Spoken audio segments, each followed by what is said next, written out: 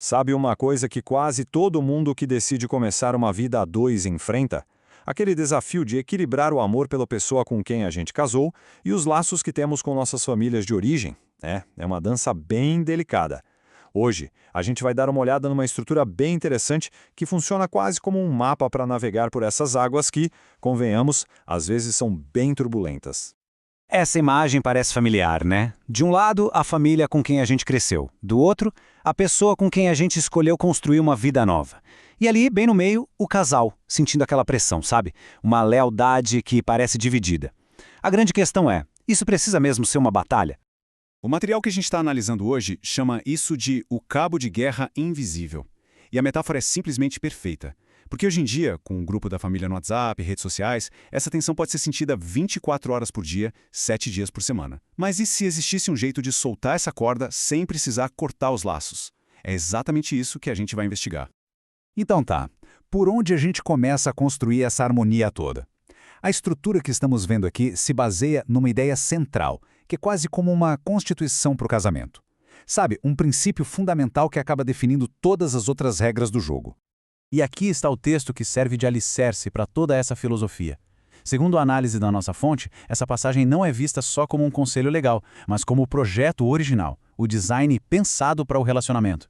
A ideia é que, a partir desse ponto, todas as outras peças começam a se encaixar. Tá, mas o que isso quer dizer na prática? Bom, de acordo com essa visão, o casamento cria uma unidade familiar completamente nova. Pensa nisso como uma pequena nação, com suas próprias fronteiras, suas próprias regras. A lealdade primária, a principal aliança, ela muda de endereço. É uma mudança fundamental na hierarquia dos nossos relacionamentos. Isso nos leva direto para o primeiro passo prático. E olha, é um passo que, de primeira, pode até soar um pouco radical. A estrutura chama isso de deixar. E aqui, a língua original nos dá uma pista fascinante. A palavra hebraica para isso é azab. E ela não significa abandonar, cortar o afeto, nada disso. A imagem é mais parecida com desamarrar um barco do cais. O barco não odeia o cais de jeito nenhum. Ele só está se soltando para começar a própria jornada. A fonte principal de segurança e direção agora muda. E esse deixar se manifesta em 3 áreas bem concretas. Primeiro, a geográfica, ter o seu próprio espaço.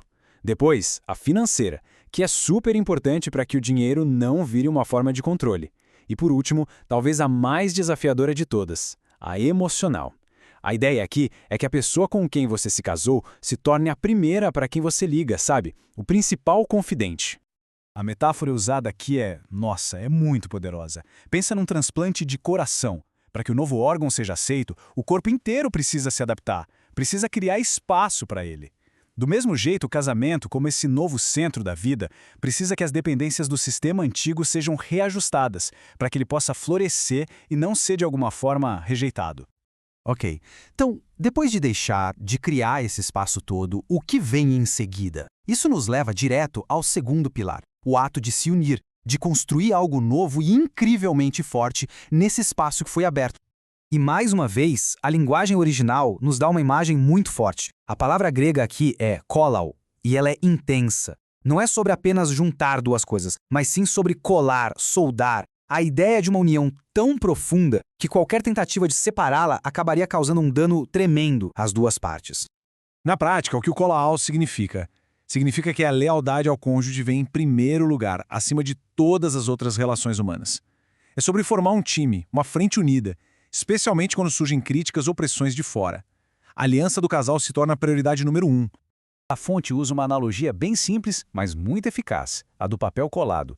Pensa só, se você pegar 2 folhas de papel, passar uma cola bem forte e juntar as duas, e depois tentar separar, o que acontece? Você não quebra a cola, você rasga o papel. As 2 folhas se tornaram uma unidade nova, que não dá para separar sem causar dano. E esse slide aqui mostra direitinho como essa balança funciona. De um lado você tem a nova aliança, que exige lealdade total, a criação de um nós. Do outro, os laços originais, que são mantidos com muito respeito, com gratidão.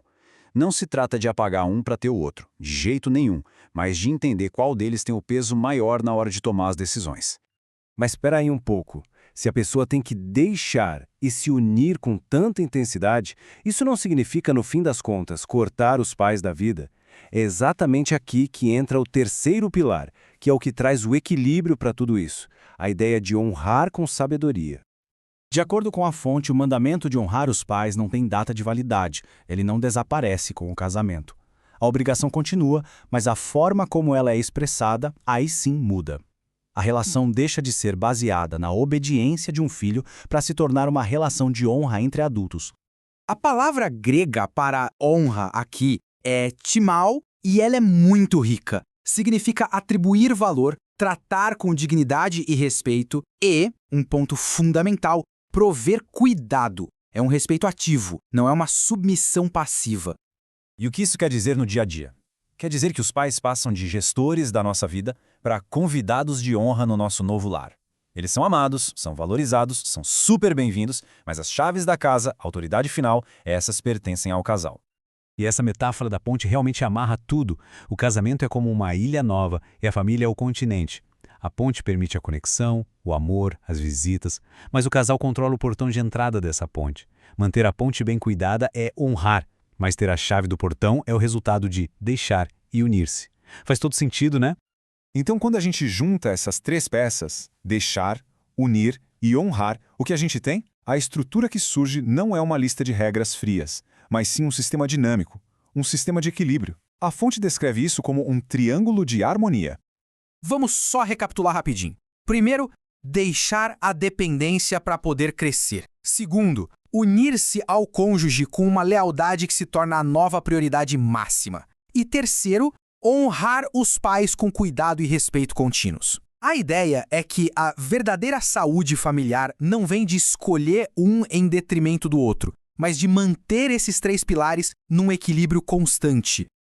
No fim das contas, independentemente da estrutura que cada um use, a pergunta fundamental permanece para todo mundo, em qualquer cultura. Como é que a gente equilibra a necessidade de construir um futuro independente a dois com o dever de honrar as raízes que nos formaram? É uma pergunta que, com certeza, vale a pena levar com a gente para refletir.